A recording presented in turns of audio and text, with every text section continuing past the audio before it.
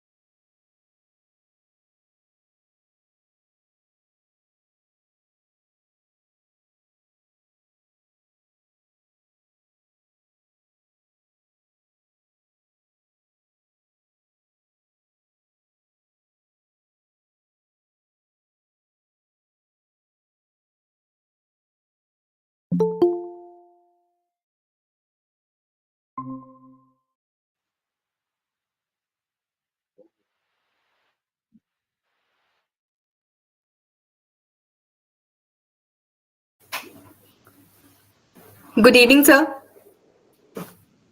Good evening.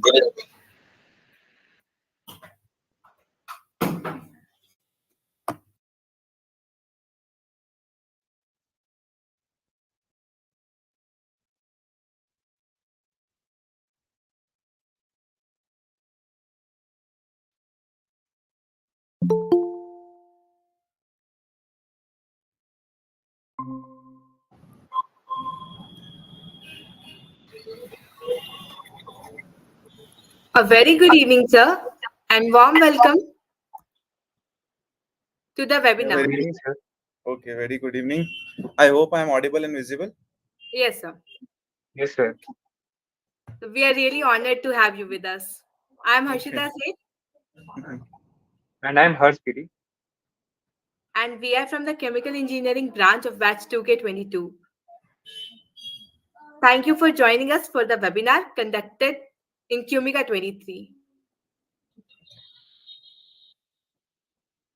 Okay, I feel great to be here, and I hope the session people find this session really productive. I'm no expert in say carbon capture or carbon emission, but still I tried to give my best to understand this topic and present to you guys. So let's see how it goes. So we highly anticipate your insights in all the topics. Okay, so should I share my screen and start the session? Yes, So let's have an introduction first, then Okay, sure, please sure. proceed with that. Yeah.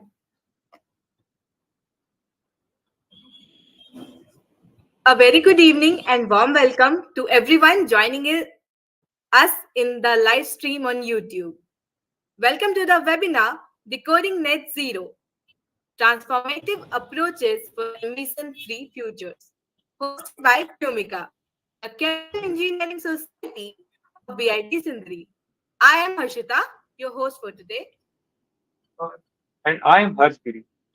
We are from the Department of Chemical Engineering of BAS 2K22. Let's get ready for an inspiring session.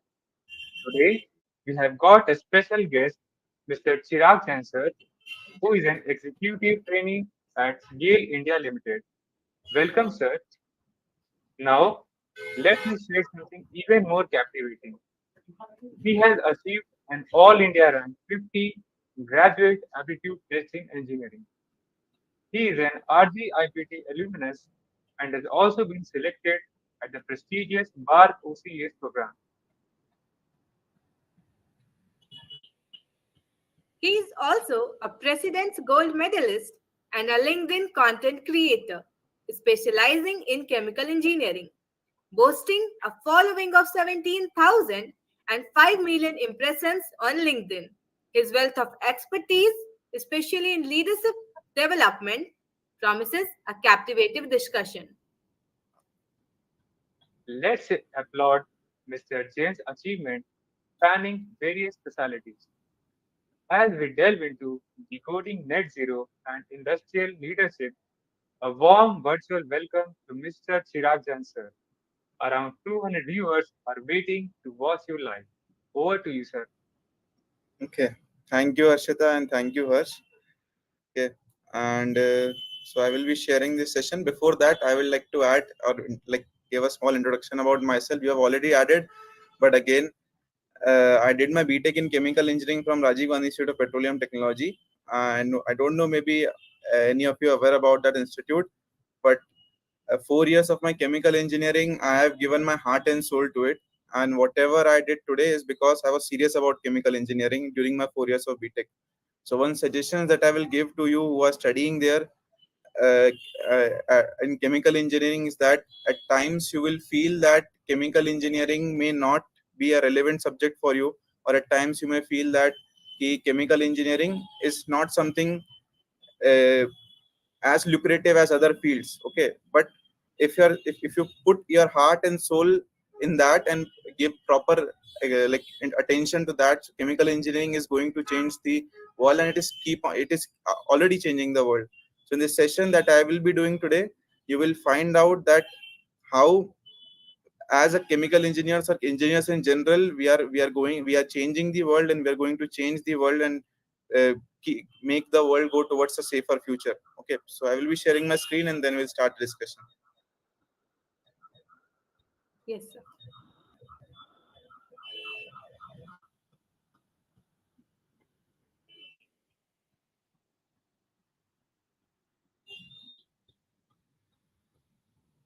Okay, I hope my screen is visible, and am I audible or not? Yes, sir. Everything is fine.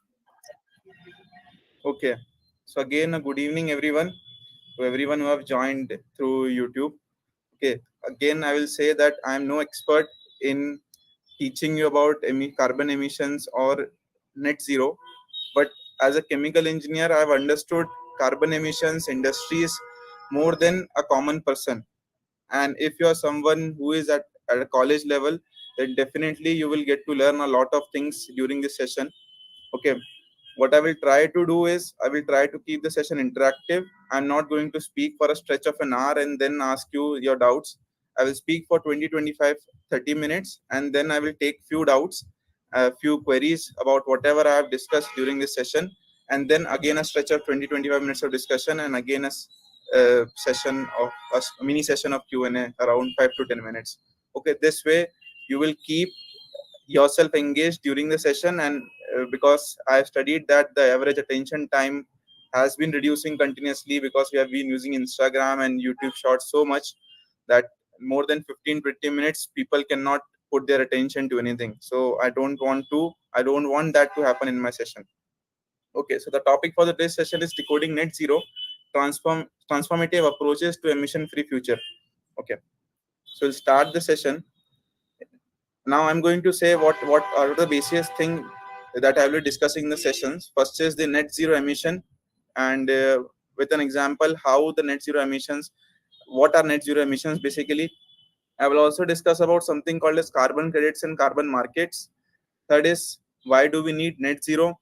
It's a very obvious question, and the answer is very obvious. You can see around yourself, the winters are becoming colder, the summers are becoming hotter, the rain is becoming erratic. Whenever you see that beautiful sunny day, you wake up and by the evening there is heavy rain. Okay, all these change of all these are effects of climate change, and therefore we need net zero, but we're going to discuss that in detail as well. Then there is something called as 1.5 degree sea limit, which I know many of you have heard, but have never bothered to go in depth of it. So in a single slide I will be discussing what is 1.5 degree sea limit, and how are basically we defining the severity of climate change using that limit. Then what are the industrial methods that are being used in place to reduce the carbon emissions, and then what are the role of chemical engineers. Okay, I have not mentioned any slide for role of chemical engineers, because I will be personally discussing it through the aspects of different subjects that you are studying in your curriculum. Okay, so a very basic question, that is, what is net zero emissions? Okay, whenever you think about net zero emissions, the first thing that will come to your mind is that their emissions are not happening at all. Okay, but this is a very misconception, that net zero is actually not absolute zero emissions. That means that if I as a person, if I am emitting some CO2 in terms of the resources that I'm consuming, suppose I'm using electricity. Now that electricity in India is mostly produced by coal. So some emissions are associated with the use of electricity that I'm using. But at the same time, I'm planting enough trees, and because of that, the carbon dioxide that was produced because of my consumption is being offset by the trees that I have planted. So in a way that I am producing net zero emissions. However, I am producing emissions, but they are being offset, or they are being cancelled off by some carbon capture technology that I am using. Okay, so net zero, you have to understand that net zero is not absolute zero emissions. There are emissions happening, but at the same time there are technologies or processes being involved simultaneously in order to offset those emissions. So first priority to reach net zero emissions, or to understand net zero emissions, is whatever I, or whatever an institution, or whatever industry is consuming as a resource, that are leading to emissions, they have to lower their emissions, such as by investing in green technology, and then at the same time come up with some methods to remove the emissions. There can be expansion of forest, or there can be direct CO2 capture or direct air capture and remove CO2 from that area. When the balance comes in between the emissions and the removal of emissions, then we achieve net zero. So whatever the CO2 is producing, every one molecule of CO2 that we put in the atmosphere, we are taking it out. Okay, so that is net zero. So net zero is basically a balance between the amount of greenhouse gas produced and removed from the atmosphere. I hope you are clear with the net zero emissions. Now let us understand from an industrial example. Basically, let's say there is a company called as ABC Private Limited, and it is producing, say, some chemical, or it is say a thermal power plant producing electricity out of coal. Now it emits 10 tons of CO2 per day. So it is acting as a carbon source. But what ABC Private Limited did, they owned a land nearby to their industry or anywhere across the world, and on that land they have made up a forest, and this forest have enough trees that they consumes a CO2 equivalent of 10 tons per day. Okay, so in a way that industry, it has created an ecosystem of the forest and the industry itself, that even though the industry is producing 10 tons of CO2 per day, there is a consumption of 10 tons of CO2, because the industry has invested in a forest land and the trees are consuming that CO2, which because the forest is creating a carbon sink. Okay, so overall for that particular industry, they can claim that their carbon emissions are zero. Okay, and based on this concept, there is a very internationally renowned concept that has come, which is called as the concept of carbon credits, and the trading of carbon credits that happens in various carbon markets. Okay, so suppose there is an industry A which we call as emitter A, and there is an industry B which is an emitter B. Now the government, not in India but various governments like European Union and USA, they have given or allocated some greenhouse gas emissions up to which they can limit, a company can limit their emissions. Okay, if there are companies which are not producing enough greenhouse gas emissions, say the emitter B in this case, they are not producing enough greenhouse gas emissions up to this level, and now this much amount of GHG emissions they can carry out, but they are not taking it. Okay, so they are not producing that much. So for every ton of CO2 that they are not producing, or every ton of CO2 that a company will capture, okay, or saves that CO2 from releasing to the environment, they will get one carbon credit. Okay, and then the companies which are emitting in excess, say emitter A, which is emitting the CO2 more than the allocated by the government of different countries, they can basically buy this carbon credit from this company which is emitting less, and then compensate it for their emissions. Okay, and for this, for the buying and selling of carbon credits, there are international carbon markets. Okay, in India, the carbon markets are not that much developed.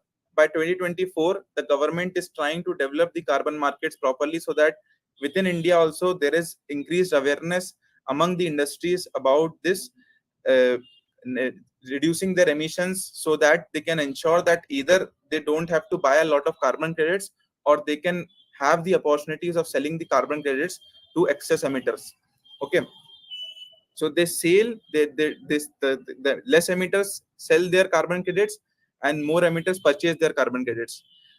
How this helps basically, because now the companies has to restrict their carbon emissions. So not only they will invest in reducing their carbon emissions by improving the existing technology that are using, at the same time, even if they're buying carbon credits, they're indirectly investing towards reducing the carbon emissions.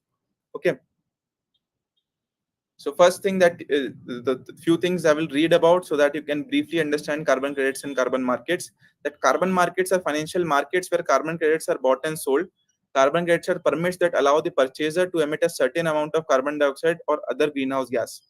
Carbon markets allow companies, governments, and organizations to address their greenhouse gas emissions, which I have already mentioned, and they can do this by funding the projects that reduce or remove carbon dioxide from the atmosphere. So with the application of carbon credits, the government is making these industries to invest towards reducing their carbon emissions or investing somewhere, some so that they can reduce, they don't have to purchase a lot of carbon credits to compensate for their emissions. So one tradable carbon credits equal to 1 ton of CO2 or equivalent amount of a different greenhouse gas.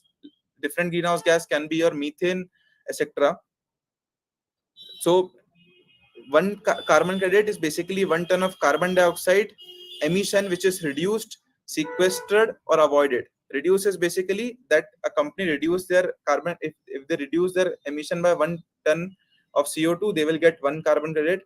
If they take that 1 ton of CO2 and store it somewhere, which is called as sequestered, which we will discuss in detail in the later part of this section, they, then they will get one carbon credit. Or if they have improved the technology in such a way that they are able to avoid this carbon emissions, so they will, for every ton of CO2, they will get one tradable carbon credit.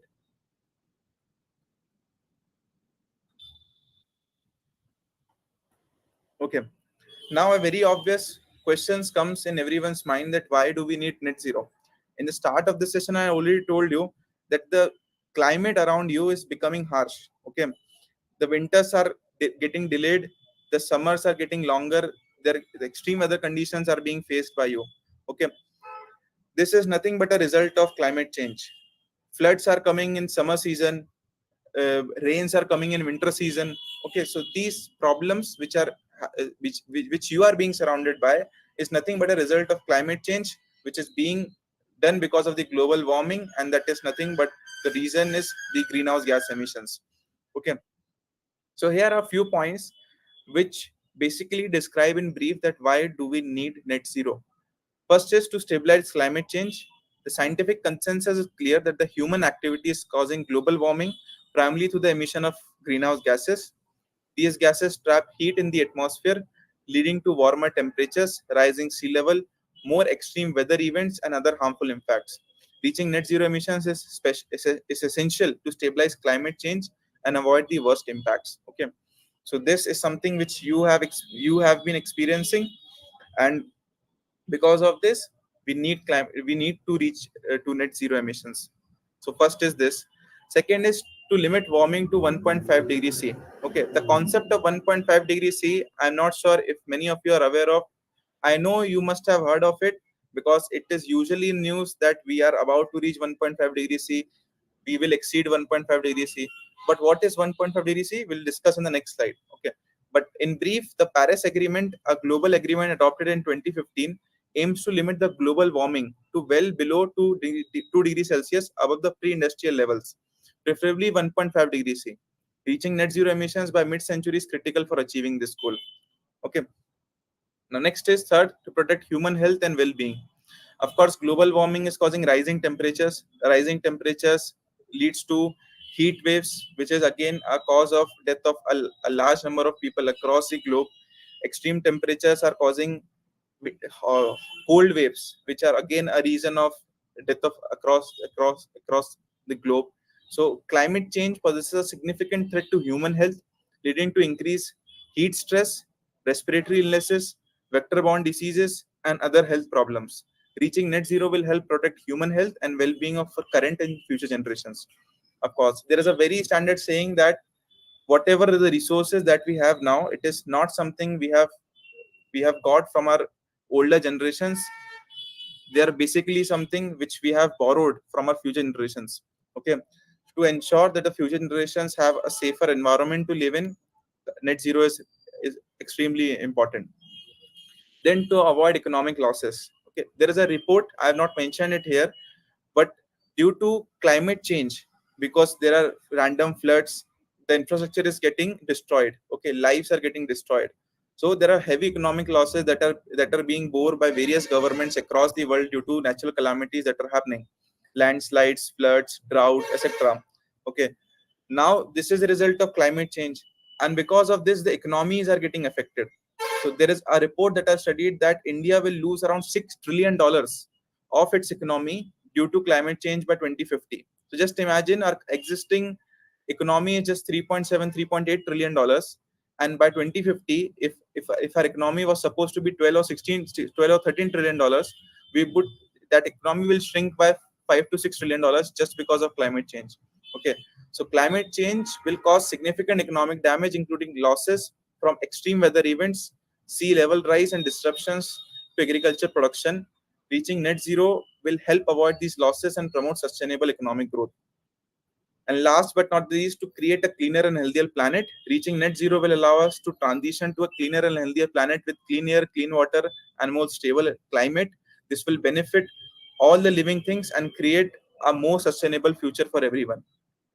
Okay, so with this, I will take a break, and I would like to get some few questions, say 3 4 questions from the people who are watching on YouTube or who are in this meeting. Okay, before I discuss about this 1.5 degree sea limit, I request Harsh and just a second, Harsh and Harshita to just find out few questions so that I can answer them, so the session becomes interactive. Okay. Yes, sir.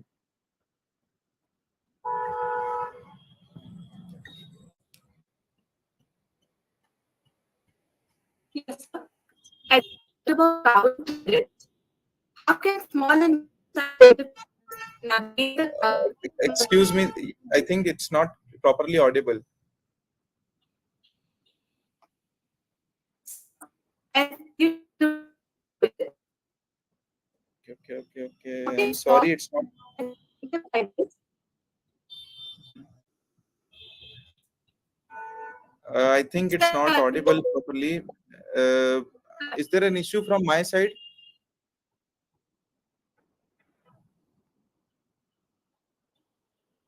uh,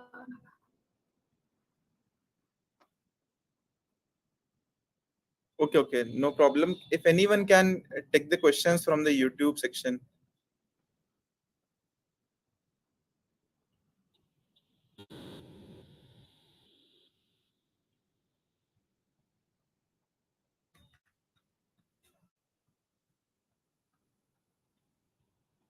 Sir, my question is, as you talked about the carbon credits, how Mm-hmm. can small and medium-sized enterprises Mm-hmm. navigate the carbon credit market? Okay, it's a good question.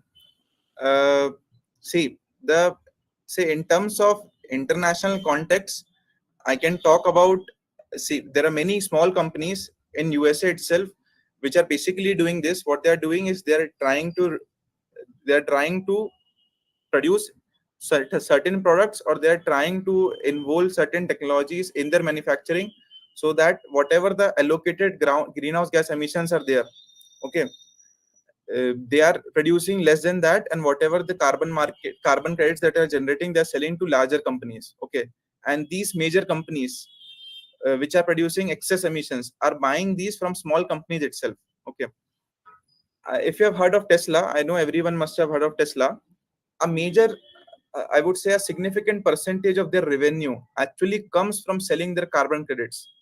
So Tesla, because they're manufacturing EVs, and they are not going to use, they're because they're not manufacturing diesel petrol cars. So in a way, what when their cars run, or when they're producing their cars, they're actually producing the less carbon emissions than the allocated for the size of the company that Tesla is. Okay, so in that way, the Tesla is generating carbon credits, and then they're selling it to major players. Similarly, like Tesla, there are many small manufacturing companies which are producing, say, solar panels, which are producing, say, wind turbines. They're not very large companies, and so what they're doing, they're investing in green technology. They're producing green technology at small scale, and when they're doing so, because they're producing less carbon emissions, or they're negating the carbon emissions than the allocated, so they are producing carbon credits and selling. So in India, once the market of, say, carbon credits becomes mature enough, or it becomes standardized, say there is a like there is stock market, and there will be a carbon market in India, and there is selling of carbon credits, then various small companies also can get registered, can list themselves, and then they can produce carbon credits and they start selling them. Okay, so small companies can also get involved. However, in case of India, the carbon market is not yet that active. However, there was a report that between 2018 to 2022, in last 4 5 years, whatever the carbon credit selling that happened, or whatever the carbon credits that was sold across the world, about 17% of them were produced by India. Okay, so India is a major player in selling carbon credits. However, within the India, the, the infrastructure or the organization is not there in terms of carbon markets, which I think will get developed in couple of years. So even the small players can benefit from that. Okay, sir. So that actually resolved my query. Yes, sir. Sir, I want, Mm-hmm. yeah. Mm-hmm. Sir, I want to ask that Mm-hmm. how can countries like India Mm-hmm. maintain zero carbon emission and develop too? Because developed countries talking about zero carbon emission is fake. So see, this ideology of me towards developed countries talking about carbon emissions, I am also very against it, because they have did their emissions 40-50 years back. They have emitted like anything. They're consuming 10-15 times more resources than average Indian human being, 40-50 times more resources than average African citizen. And then now they are boasting about their reduced carbon emissions, and they're forcing their mindset on the developing economies. So definitely, see, uh, we cannot achieve India or China. We both are developing growing economies, and there is a lot of scope of development that is still there, especially in India. Therefore, the limit of net zero has been set by the government as 2017, which I think is very optimistic. It may take more time, but if it happens by then it's good. However, for developed economies, they have set a target of 2040 or 2050. So this 20-30 years of margin that India has, maybe not enough, but still, because the developed economies are giving this much room to India, I think it's good enough. And by that time, India will be very close to be a developed economy, so it can also reduce their carbon emissions. However, currently, if the developed economies come and say that no, shut down our industries, don't do carbon emissions, then it's stupid to talk about that, because it's not going to happen. Because everything that you see around is going to emit carbon emissions. Okay, even if you buy a packet of chips, even if you drink your water, even if you walk on road, the carbon emissions are taking place. Okay, and we we as an economy is very less carbon intensive compared to USA. So no one can teach us that reduce our carbon emissions, because per capita we are already very producing very less number of very less carbon emissions. In fact, we need to increase our carbon emissions in order to prosper or become a developed nation. Okay, so we are in that path, and because we have a margin of that 20-30 years, so I think it's a good enough margin, and by then we can reach to that net zero emissions.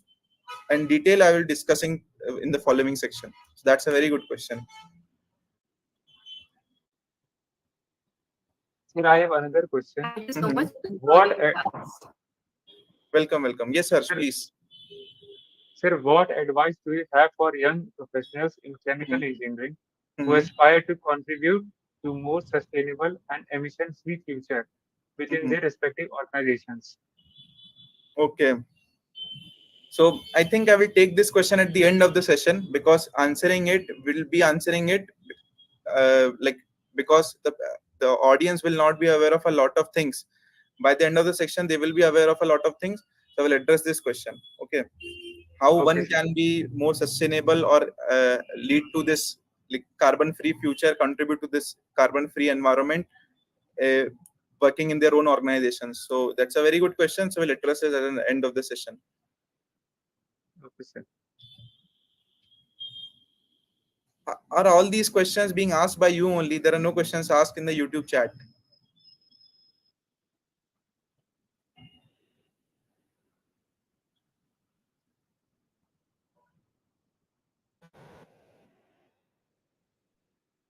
I know most of you are basically minimizing on YouTube and simultaneously using Instagram or YouTube Shorts.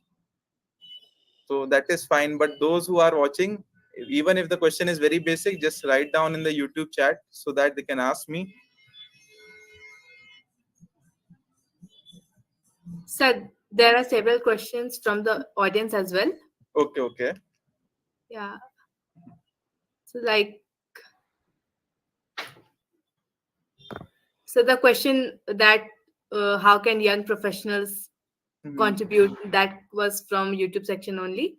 Okay, okay. And Mhm. so there are several other questions as well. That Mhm. one question is from Ravi. Mhm. How does the carbon market function, and what role does it play in addressing climate change? Okay. So I think I've covered that already, but still in brief, I will tell. It's exactly like stock market. There are companies which are basically having their product, they're selling to the normal people, and against that, they're having the shares or the ownership of the company. Whatever the profit that they're getting from selling those products, they're sharing with the people. Okay. So similarly, this exchanging of carbon credits is like the shares of the stocks which are there, because the company is reducing their carbon emissions or not doing some carbon emissions. So against that, they're getting some kind of shares which are nothing but carbon credits. And those who are doing more carbon emissions need to buy this to compensate for their, say, sin. Okay. So they are buying this and the companies are selling this, and this buying and selling is taking place on a platform. So you can search USA carbon markets, European carbon markets, and then you will find that the interface or the market is just like the stock market. However, the selling is not of the shares but of the carbon credits. How it is reducing carbon emissions? It is reducing carbon emissions because companies are now forced to invest in greener technologies in order to either reduce their carbon emissions so that they don't have to buy enough carbon credits, or uh, secondly, they have either they produce more carbon credits, so they're basically doing more green, like they're producing lesser and lesser emissions. Okay, so this is basically bringing in money in order to offset the carbon emissions. So that's how carbon markets and carbon credits are giving an advantage.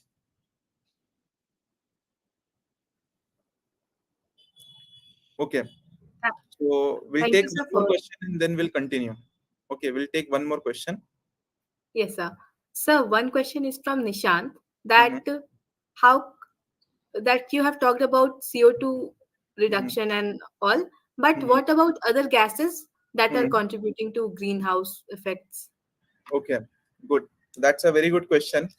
See, other gases apart from CO2, see the percentage of different gases in terms of greenhouse gas emissions. The CO2 is one of the major one, and others I would say, apart from CO2, there is water vapor, and one is your methane. Okay, so water vapor, I would say it's an inherent part of the environment. It is not a very significant threat in terms of greenhouse gas effect. However, methane is definitely, because methane is said to be that one molecule of methane has a potency of greenhouse gas emission as 25 to 30 times of that of CO2. Okay, so one molecule of methane is causing 20 or 30 times of more greenhouse effect compared to CO2. However, for this also, wherever the methane emissions are taking place, there are various companies involved which are basically burning this methane and emitting in terms of CO2. And against that also they're getting carbon credits. At the same time, for a lot of mass production, biofuel production is coming into picture. So we say that parali burning is taking place in Haryana and Punjab, which is causing pollution in Delhi. So many companies are coming up to convert that into bioethanol. Okay, biomethanol, and a lot of biofuels are being coming into picture, like biodiesel, which are used of vegetable oils. Okay, so things that will cause methane emissions as well is being taken care of, and it is being offset. However, the concern is more serious for CO2 emissions because it is a major chunk of emissions compared to methane or water vapor. Water vapor is again is completely neglected. Methane is somewhat serious, which is again in terms of biofuels and like bioethanol, biomethanol, biodiesel is being set off, or if burned into CO2, then it is going to have much less emissions. Okay, so this is how methane is being taken care of. Okay, so I think we can continue with the session, and then we'll take the more questions in the second half of the session. Yes, sir. Okay, Yes, sir. then comes the concept of 1.5 degree C limit. So what is that? I remember the French Revolution chapter in the history of book. In my class 10th, I studied that in 1779. This Louis XVI was there in the French in the during the French Revolution, because of because of whom the French Revolution took place. After this French Revolution, come the pre-industrial era. Okay, where the industry started coming up. The England was making up a lot of industry. It started colonizing various countries in order to get raw materials for their industries. Okay, so whatever was the average global temperature during that period, and what is the average global temperature now, that difference is the global temperature, average global temperature rise. Okay, so this 1.5 degree C limit is basically that we don't want our current global average temperature to become more than 1.5 degrees C compared to the pre-industrial levels. Okay, so 1.5 degrees C refers to the global average temperature increasing above pre-industrial levels. So it is a key target in fight against climate change, as scientific evidences indicate that exceeding this will lead to a significantly more severe impacts, including. So this is a report from the Hindu, and it is basically from IPCC. IPCC is an organization for climate control. It's a report related by the on the impact of global warming. So if the temperatures are kept to 1.5 degrees Celsius, then also it is going to have consequences. But if it goes above 1.5 degrees Celsius, then the consequences will be way more severe. You can just see the graph here.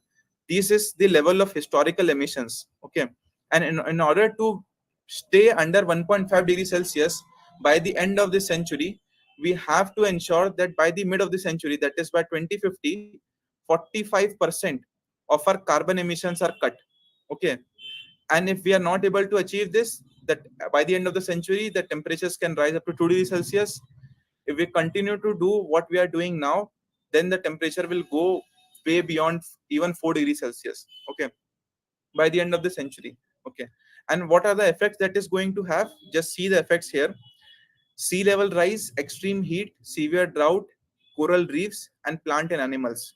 Coral reefs, if you are not aware of, coral reefs are the standard of climate change. If the coral reefs are getting destroyed, because coral reefs have to sustain in a very, say, disciplined environment with certain concentrations of CO2 present in the sea, with certain microbes, bacterial ecosystem should be present. So if the coral reefs are destroying, that is a direct indication of the climate change, direct emission of the global warming and temperature rise. So if you see that rise of 1.5 degrees Celsius will cause severe, will affect 31 to 70 million people worldwide due to sea level rise. About 14% of the global population will be suffering from extreme heat. Even 350 million, that is 3.5 crore people, will get affected because of the severe drought, and coral reefs 70 to 90% will be lost. And 6% of insects, 8% of plants, and 4% of vertebrates will extinct. If this is 2 degrees Celsius, then you can see the numbers rise. 4.1 crores, 99% of coral reefs lost, 37% of population will be exposed to extreme heat, and almost 30 to 80 million people will be affected due to the sea level rise. Many countries will get wiped out, which are island countries. Many countries are going to lose their land, significant portion of their land, because the sea level will eat up their land.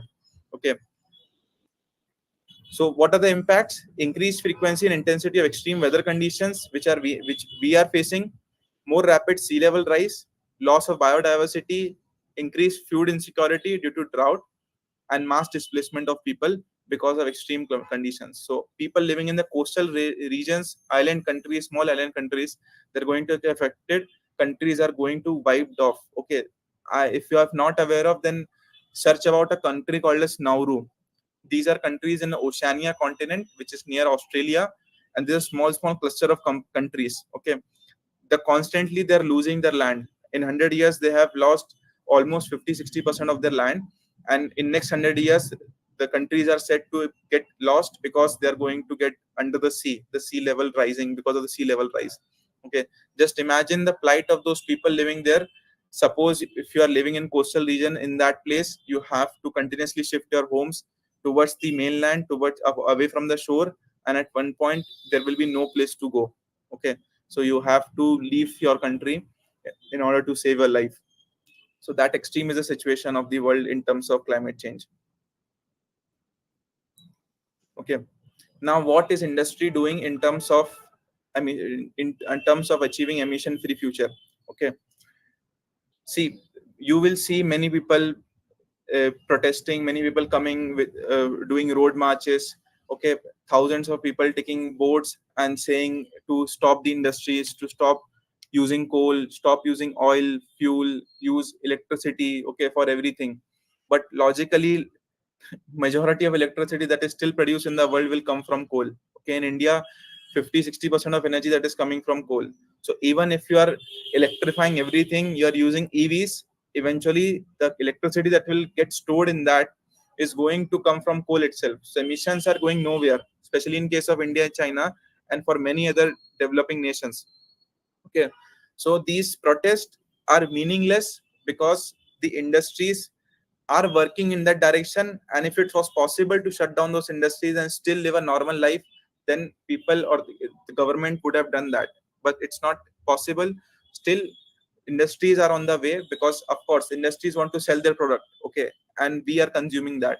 So industries won't let their consumers die, so they are working on that.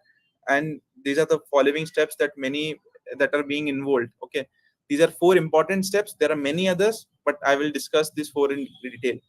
First is energy efficiency. One of the most important ways to reduce carbon emissions to improve energy efficiency. This can be done by upgrading existing industrial equipment to make it more energy efficient, adopting new manufacturing processes that require less energy, and implementing smart energy management systems. Okay, so it's one of the fundamental things that whatever I'm having in my industry, if it's old, if it's not efficient enough, then if possible economically, I will try to replace it with something more efficient. And as the technology upgrades, definitely the things become more energy efficient.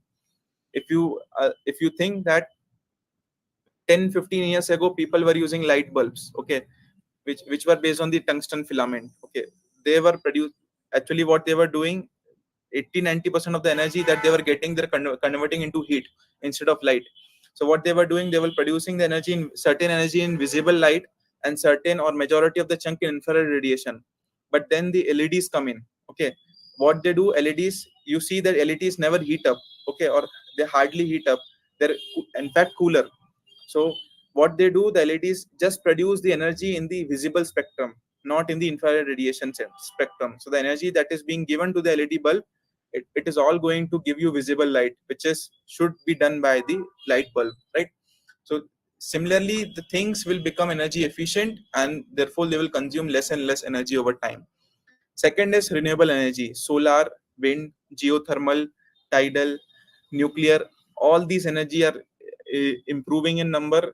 India's, if you have heard of, during COP26, Modi ji gave uh, a, a concept of Panchamrit, where the target of India to reach around 500 gigawatt of capacity during by 2030 of that of renewable energy, and the world is moving towards renewable energy. So we are decarbonizing our future using the renewable energy. Then comes the concept of carbon capture and storage, which is again at this point is the most hot topic in terms of research. That if you are able to come up with something which is efficiently storing carbon and then utilizing it and converting into something useful, then you can be a billionaire in just a few decades. Okay, because the concept of carbon storage or carbon capture is taking is being taken very seriously by the industries. So carbon capture and storage technology captures carbon dioxide emissions from industrial facilities and stores them underground. This technology has the potential to significantly reduce carbon emissions from hard to abate industries such as cement production and steel making. So no matter how hard the industry such as cement production or steel making or say oil and gas tries, they cannot reduce their emissions. However, what they can do, whatever emissions that are doing, they can just put that emissions down into the earth, into the coal mines or into the old oil or gas fields, and in this way they can capture the carbon and store it. There is one something called as carbon capture utilization and storage, CCUS, where they can capture this carbon and utilize it for something else. We'll discuss that later in this slide. Then coming on to advanced manufacturing techniques such as additive manufacturing, which is 3D printing, and robotics can help reduce carbon emissions by optimizing material uses, improving energy efficiency, and reducing waste.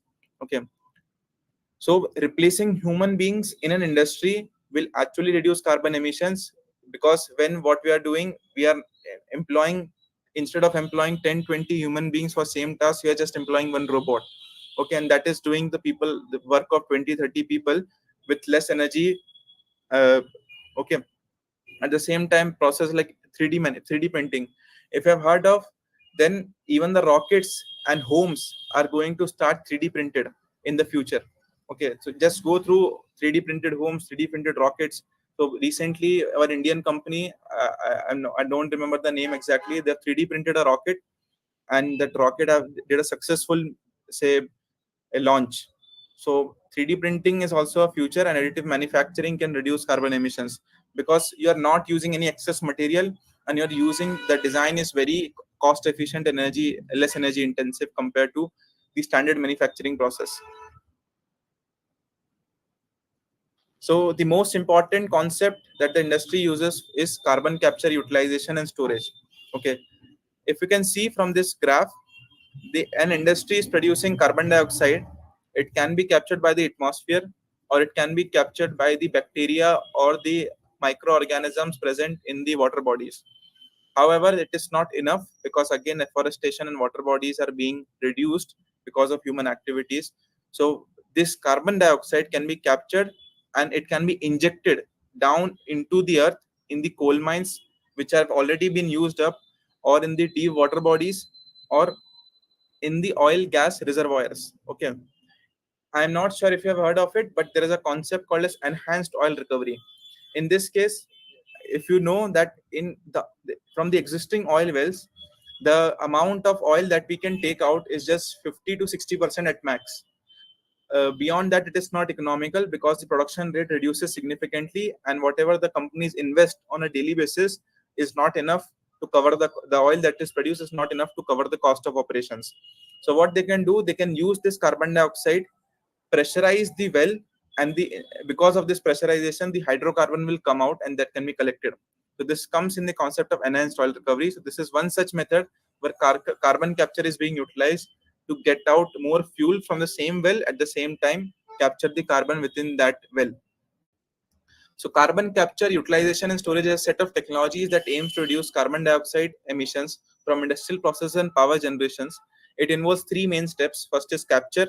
You capture the CO2 from a source such as power plant or industrial facilities using different techniques, followed by utilization.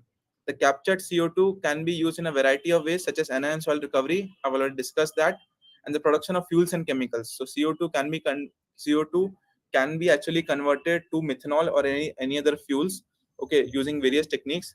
See, I'm not talking about the economic feasibility of the process. Definitely, if it was economically feasible or profitable, then every company will be doing this carbon capture only. It is at a nascent stage, and it may not be economically feasible as of now, but the prices of technology over time reduces. At one point, the computer in 1980s or 1990s cost lakhs of rupees. Okay, today you can get the computer which is 100 times advanced at 5 10,000 20,000 rupees. Okay, of that much capability. Okay, and source to access of technology is becoming easier over time. 10 years ago, no one would have imagined that today we will watch which sitting in our rooms and watching hours of reels. Internet would be so cheap over time. Just imagine 6-7 years ago, before the launch of Geo, the cost of internet, it was so high. After Geo, the cost of internet, the cost of calling is actually free now. At one point it was 40 paisa, 50 paisa per minute. Today it is completely free. Okay, so as the technology is advancing, the cost of technology, the cost of carbon capture will also reduce, and it will become economically feasible sooner or later. Okay, then mineralization. CO2 can be used to create stable carbonate materials such as building materials and cement. Then storage part comes in. So if CO2 is not utilized, it can be stored permanently in deep geological formations such as depleted oil and gas reservoirs, deep saline aquifers, or unmendable coal seams.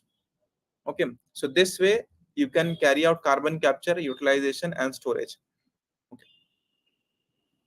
So this is one of the most widely used method of carbon capture, which is leading, which is basically leading to a transformative future, carbon like emission-free future. There is one promising fuel which I think you have heard of it in the news recently. Before that, we'll discuss about the benefits and challenges of CCUS. So benefits is basically it reduces the carbon emissions significantly from industrial sources. It can capture 90% of CO2 emissions from power plants and industrial facilities, enables the continued use of fossil fuels with lower emissions, supports the development of low carbon economy, and has the potential to be a cost effective climate mitigation solution. However, the challenges is one which is the primary and the most important of the concern is high cost. The current cost of CCU is relatively high. It's a very normal saying that destruction is cheaper, but making or like reversing that destruction is very very difficult or very very costly. So this is the same case. Emission carbon is very simple, but capturing it is comes at a cost, very high cost. So although it is expected to decrease over time, so it will decrease as the technology develops. The infrastructure requirements, developing CCUS infrastructure such as pipelines and storage sites can be expensive and time consuming. Then there are safety concerns as well. What if you have stored CO2 somewhere and it leaks out? It goes into some water body or it goes into some groundwater storage which is being consumed by water. So people will be getting carbonated water directly from their home, directly in their taps. So just imagine the situation when you are getting carbonated water out of the bore well that you are getting water from. So there is a risk associated, safety concern associated with CO2 emissions, with carbon capture. Then public acceptance of CCUS may be limited due to concerns about safety and environmental impacts. So these are basically the benefits and challenges of CCUS. I strongly recommend you that whatever I've discussed in the session is basically the overview or the basic structure of the carbon emission situation in the world. Still, there is a lot of things that you should be aware of and you should read about this in depth. Okay, so the fuel that I was talking about is green hydrogen. The world is running behind green hydrogen, and everyone is claiming that green hydrogen is the future. There is no energy, say magazine or energy news that is devoid of talking about green hydrogen. Okay, so it is being claimed as a fuel of the future. However, again, the economic challenges come into picture, which are very significant. Okay, so green hydrogen is the hydro. There are many colors of hydrogen actually. So if I'm saying green hydrogen, that doesn't mean the hydrogen is in green color. The hydrogen is actually odorless and colorless gas. However, the process by which I get that hydrogen will is basically defining that color. So there are various types of hydrogen, even more than what is listed here. But the majority of this is gray, blue, green, turquoise, and pink hydrogen. In fact, the most important for the concern of us as a chemical engineer is gray, blue, and green hydrogen. The gray hydrogen is basically that when you do the steam methane reforming of methane, you react CH4 with steam in the presence of air at high temperatures. You convert that into syngas. You separate out CO2 and H2, hydrogen and carbon dioxide using PSA, pressure swing adsorption, and then you get your hydrogen. Okay, so that hydrogen is basically gray hydrogen. Now blue hydrogen is basically when you are doing the same process, but the carbon dioxide that is produced after separating it from hydrogen, you're capturing it and storing it somewhere. Okay, so that becomes a blue hydrogen because your emissions are not taking place. Actual emissions are taking place, CO2 is being released, but it is not being released into the environment. Third is a green hydrogen, which is again in the recent news and which is very important for us, is the fuel, the energy that comes to making green hydrogen is all green. That is, no carbon emissions taking place. Suppose if I'm talking about green hydrogen, if I'm producing green hydrogen by using electrolysis, and for electrolysis I need electricity, and that electricity is coming from say a solar plant or a wind power or from geothermal energy or from say tidal waves energy. So all these energies, if the renewable source is getting energy from the renewable source, and then it is being used to produce hydrogen, then the hydrogen becomes green. Because from well to wheel, there are no emissions that is happening throughout the chain of production of hydrogen. So in the end, the hydrogen that we get has the cleanest past or cleanest history in terms of carbon emissions. So that is your green hydrogen. Okay.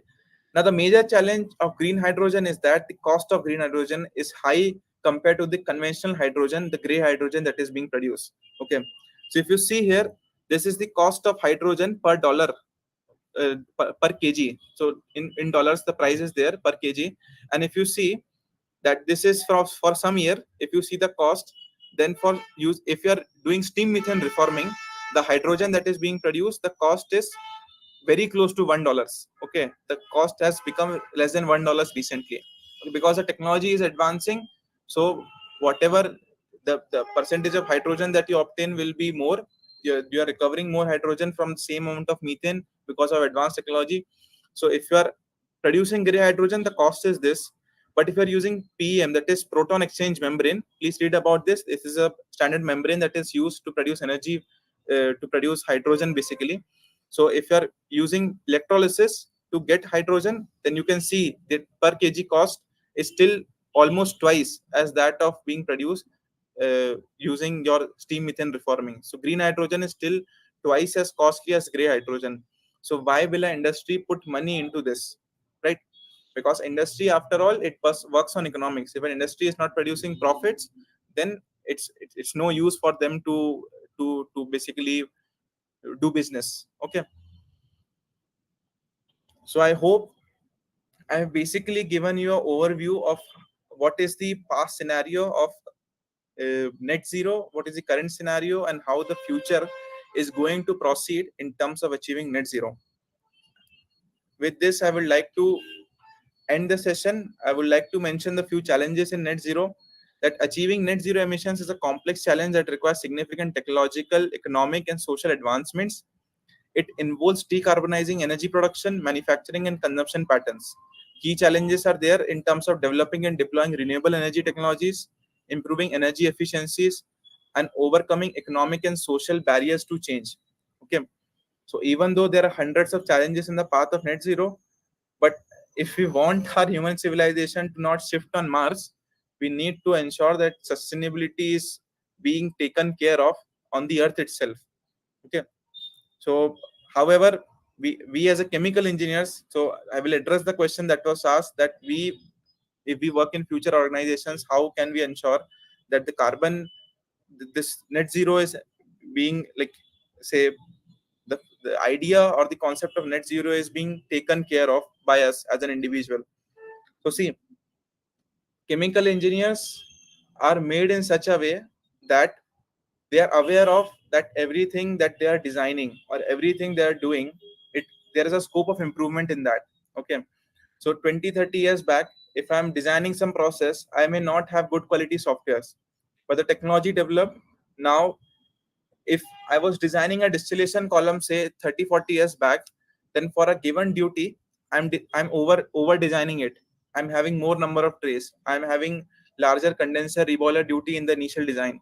However, as the technology proceeded, now the system is becoming more and more efficient. I'm using packed trays, which are much more efficient. I'm using variously proprietary design trays, which are giving better heat and mass transfer within the distillation column. Okay, so chemical engineers, having the done study of their heat transfer, mass transfer, basic simulation softwares, process control, the better they do their hard work in terms of understanding the concepts, at the same time organizing and implementing those concepts in the industries, they're going to come up with more and more efficient designs, and that efficient designs are going to consume less and less fuels and produce less carbon emissions. Okay, so if you study heat transfer, you design heat exchangers. You study mass transfer, you design distillation columns, you design pumps. Okay, all these things are going to consume energy. And if your design is efficient, if the design, basically an industry ensures that design is most efficient, so that the customer or the customer that they are supplying that design for comes back to them. Okay, however, all this improvement design comes from nowhere but from you guys, who are going to be the future of the industry. Okay, so in whichever organization you work, ensure that whatever you are designing or whatever you are involved in, you are doing it in the best possible way, using the best possible knowledge, in order to ensure that whatever you are producing, it won't produce as much as carbon dioxide, or it will consume less and less resources compared to if you have designed that if you have not designed that properly. Okay, so that you as an individual can ensure that the industries is producing less and less emissions. Okay, apart from that, again, that will require a commitment towards chemical engineering. So if you're serious about it, so on a daily basis, understand what emissions are taking place around you and how you as a chemical engineer can improve, prevent or reduce those emissions from taking place. So that's how the role of chemical engineers, you as students in first year, second year, third year, or final year, can do while you're studying, to understand chemical engineering in a better way and to implement those concepts when you go into in an organization to prevent the carbon emissions. So with this, I will conclude my session and will take more questions.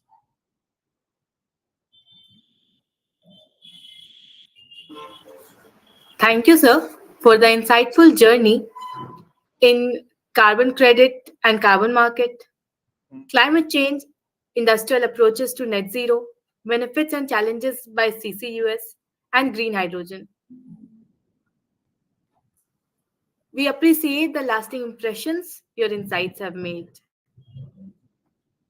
Now we will move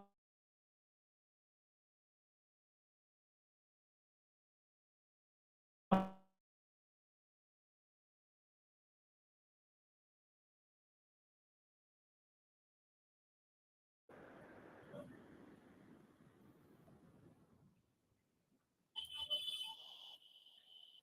So, our question is from Ravi that can you provide examples of successful industrial projects that have Mhm. significantly reduced emissions?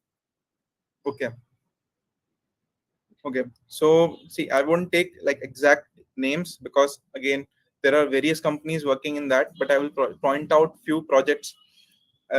Many companies say there is a company in Texas. What they are doing is there is a thermal power plant is there. It is producing some carbon dioxide.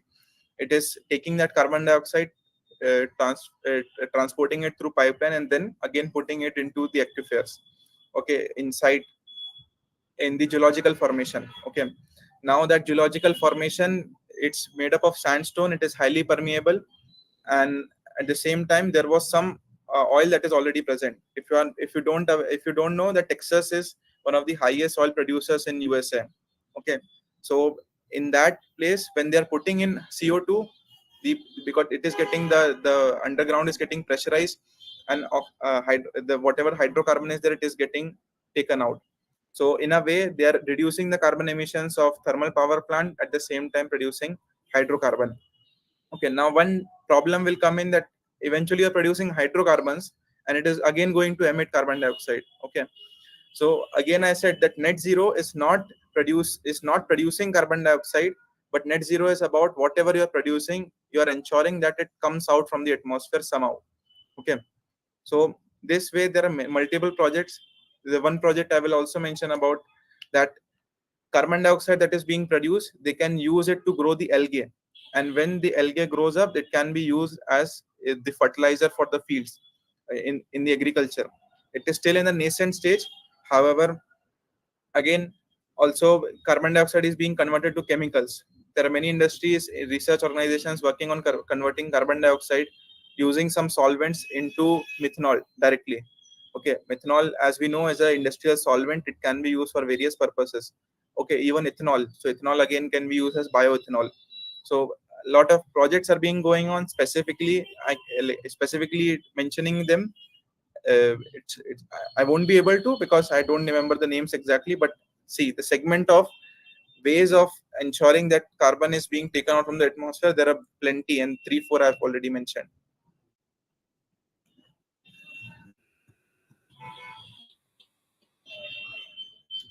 Okay, Sir sir. Gautam has asked, Mm-hmm. Yes, sir. Yes, please. sir, as we have an environment of growing businesses, how Mm-hmm. can the businesses incorporate the 1.5 degrees Celsius goal into their long-term strategies? Okay, if you're talking about India, then it is not possible to ensure that, to be very honest, because again, growing businesses are there. People are struggling to get money to run their businesses. How can they get money to ensure that their business is not producing carbon dioxide? Okay, or emissions are not taking place. So talking about India, it is honestly not possible for small companies to ensure that the emissions are not taking place. Okay, but for developed economies, definitely, because countries, the governments have already imposed so much restrictions on companies, so they are very bothered about their carbon emissions. So even small businesses also, they are ensuring that their carbon emissions is already minimized. Okay, so one way it is like it is like a situation where one way, when one somewhere else the things are already established, they're ensuring the emissions are not produce that much. And in developing economies, they're helpless, because again, carbon, capturing carbon is costlier, way more costlier than producing it. So if they're not able to invest in their business or grow their business, then how can they produce more revenue in order to offset those carbon? So it's a cycle where you produce x amount of carbon and invest some money to say reduce one tenth of that. Okay, but again, you cannot invest everything, because then you will stop producing carbon and the countries will stop growing. Okay, sir. I hope that Gautam, your answer has been cleared. So our next question is from Suraj, that how does public awareness and engagement play a role in achieving the 1.5 degrees Celsius target? Okay, so all the questions, like, see, they sound the same, the answer will be the same for that. At a personal level, see, we used to study in 10th, ninth, in 10th class, even 4th, 5th students study that while brushing, don't keep the tap open, or instead of bathing from this shower, you bath from a bucket and a mug. Okay, or instead of using car, you use public transport. Okay, so these small things are there, but again, for me, it's quite not logical, because even if you are doing that at a personal level, because 99% of people are not doing that. So even if you're that part of 1%, you're doing that, it is not going to make a lot of difference. Still, as a responsible citizen, you should be avoiding that. It is going to be beneficial only if you produce less water. The water bill will be less. If you consume less electricity, your electricity bill going to be less. If you consume less resources, your credit card bill or debit card bank balance will be way more. So definitely being sustainable in terms of resources that you consume is going to be beneficial for you only. However, the person who is having more money, you cannot tell him to do these things. Okay, because he had worked hard their way up, and if he having more money, he has the right to spend it. Okay, so again, and if you talk about the poor people, then I don't think that an average rural country or rural India citizen who is there, a farmer is there is anyone more sustainable in the world than that person. Okay, he's constantly reusing their own resources, they're growing their own food, they're producing much less carbon dioxide than any average citizen of the country or of the global or the globe. Okay, so you cannot say that the rural India is emitting a lot of carbon. So scope in the developing economy of reducing carbon emission per capita is very less. However, for major economies, I can say that if they have a minimalistic approach towards life, if they reduce their consumption, then any individual, be you or me or any other person, can definitely reduce the carbon emissions. Here, the next question is from Alok. Mhm. Sir, he has asked that how scalable is green hydrogen production and what challenges exist in achieving the large-scale adoption of green hydrogen? Okay. So if you asked this question 5 years ago, then I would have said that green hydrogen cannot be the future. It is not possible to have green hydrogen. But as of now, green hydrogen, the way the government, the people, and the industries are aggressively investing in green hydrogen is phenomenal. Okay, recently a bidding happened of developing green hydrogen infrastructure. Basically, because India doesn't have their own electrolyzer manufacturing plant for producing green hydrogen, so there was a bidding, and major companies RIL, JSW, okay, and Tata, all these are rushing towards establishing their own electrolyzer manufacturing plants.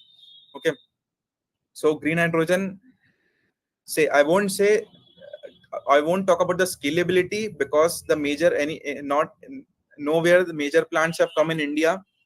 However, it is being scaled up in the international market, in USA and Australia.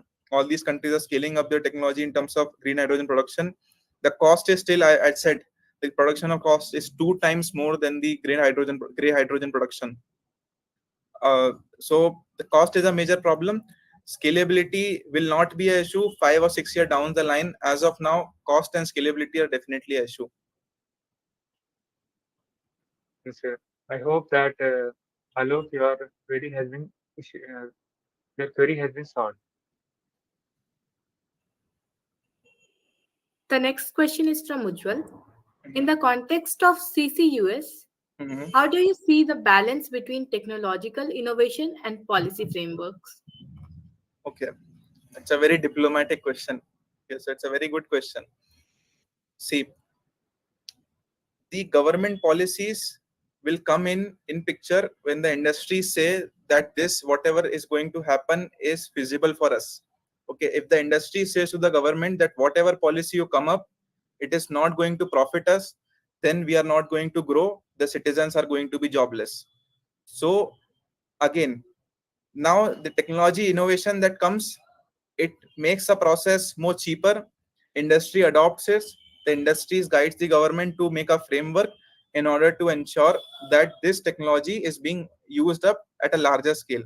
Okay, so the process is cyclic. If there is more innovation, the technology becomes, say, financially feasible, economically viable, then the industry will adopt it. And when the government sees this, they will come with a policy framework. Okay, it cannot happen the other way around, because even if the government comes with a policy framework of, say, implementing hydrogen, and the technology is not there, or the enforcement is not there in terms of developing the technology, then the industries will not follow along with it. Okay, but definitely the step first has to come from the policymakers. The government has come up with the green hydrogen mission. They have come up with the initial investments in green hydrogen. They are already targeting reducing their emissions. They are already ensuring that the emissions are being reduced by using EVs. So EVs and green hydrogen are being, say, highly promoted by the government already, and highly subsidized prices are there for buying EV vehicles. Subsidized prices are there for buying CNG vehicles, which are again producing less carbon compared to traditional petrol diesel based vehicles. Okay, so policy makers will come up something, and at the same time, the technological innovation has to come in place. Okay, for 80-90% of the case, the technological innovation will already be there. The industry will be ready to adopt it, and then the policy will be there in order to, say, um, formalize that, uh, say, expansion of the technology. However, for case of green hydrogen, I would say that policymakers came up first. The technology innovation was taking place around the globe, may not be in India, but still the industries are following along it. So that's great about green hydrogen.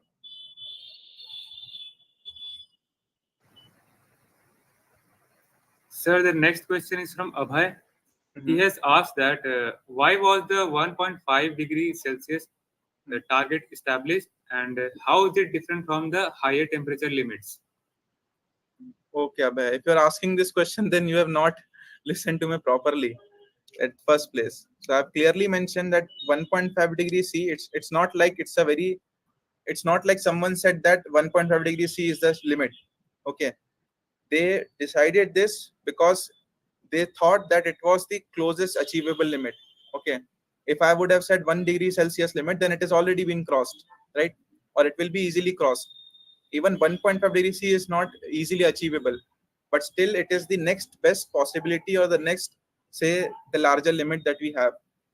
So that is why they come up with that. And it could be 1 degree Celsius, it could be zero point 0.5 degrees Celsius, but when they came up with this limit, those have been already crossed, or those must have those must be getting crossed at that point of time. So 1.5 degrees C is just a number which we have, and it is not like that if instead of 1.5 degrees C, 1.4 degrees C happens, and everything will be fine. It's not the case. 1.5 degrees C is just a number. So if that crosses, it's the severity or the problems, as I have already mentioned, will be there. If 2 degree crosses, the severity of the problems will be there at a much larger scale.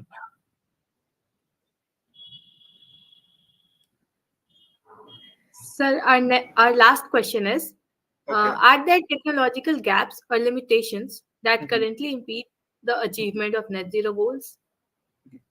Definitely. If there were not any technological gaps, then we won't be discussing this in the session. Okay, or the session will not be happening.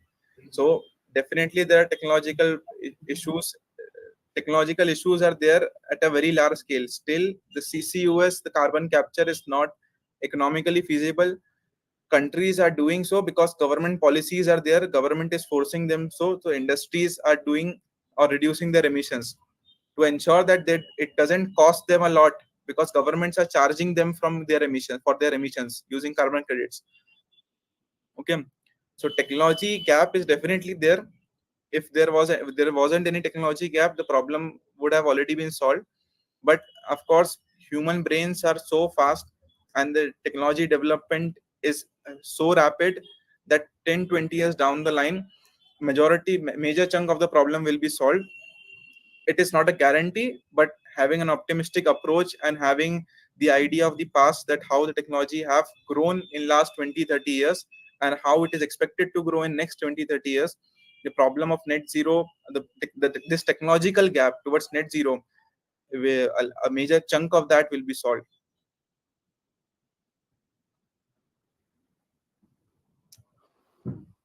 Thank you so much, sir, for solving the doubts of our audience regarding these topics. They are elated to know your opinions and insights. Mhm.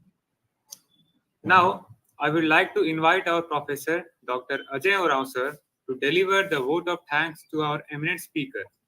We anticipate valuable and inspirational words for this great pleasure of having this amazing webinar. Uh, it's audible. Yes, sir, you are audible. Yes, sir. Okay. First of all, I want to thank Kumika team for inviting me this YouTube channel. This is first time as a live session for me.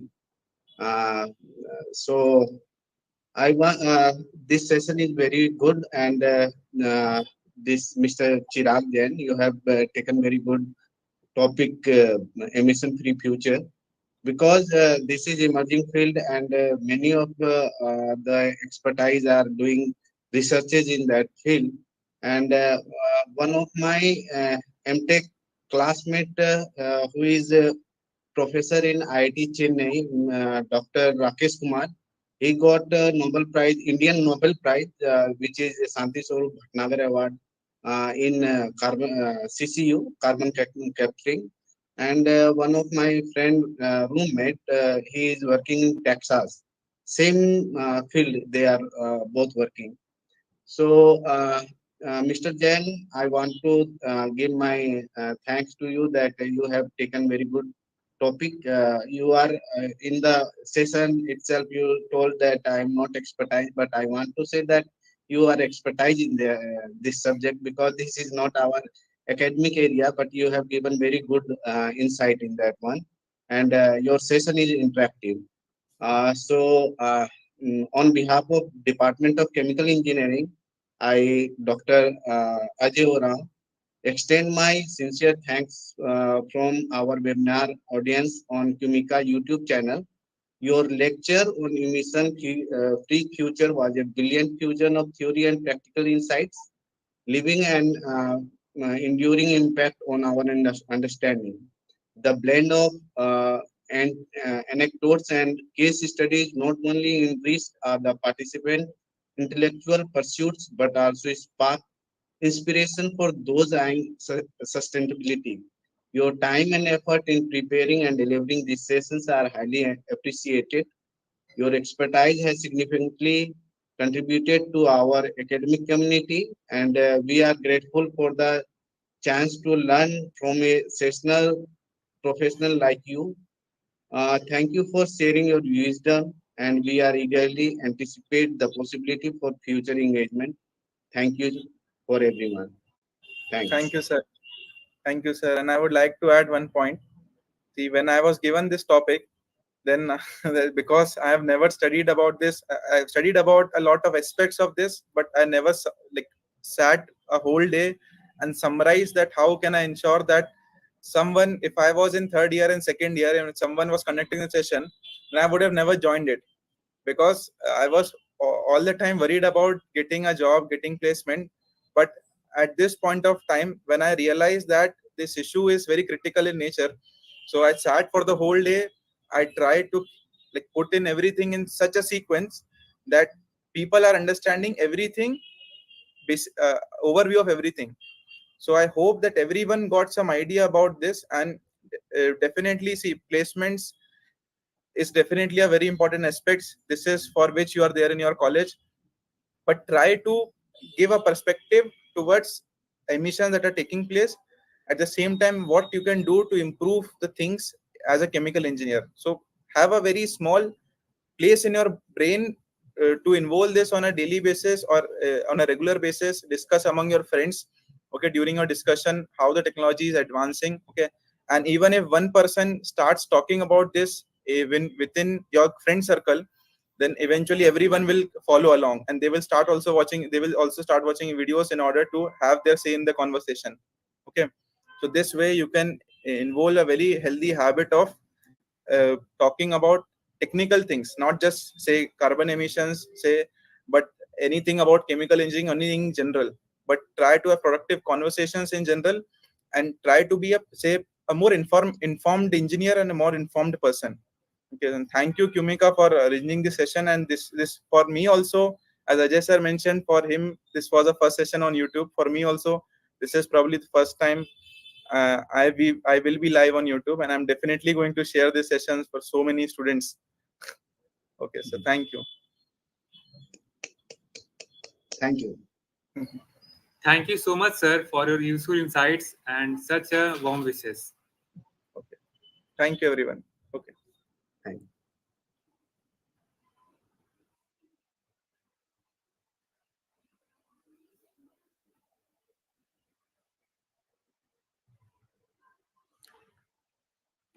It was really an honor for us and our viewers that Chirag sir has shared his knowledge and expertise with us.